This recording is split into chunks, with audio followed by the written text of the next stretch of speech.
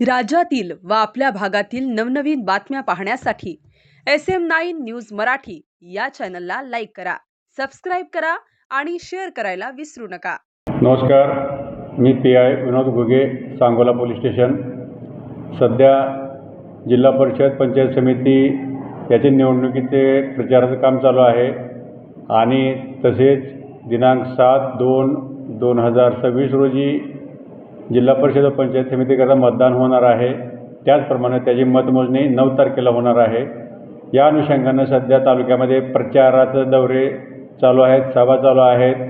परंतु हे होत असताना लोकांनी वैचारिक गोष्टी कराव्या, इतर कुणी कायदा हातात घेऊ नये। कायदा हातात घेतलं तर त्याच्यावरती कडक कायदेशीर कारवाई केली जाईल। त्याचप्रमाणे ह्या इलेक्शनच्या अनुषंगाने काही लोकांना प्रतिबंधक कारवाई केलेली आहे, काही लोकांना बाहेर काढलेलं आहे।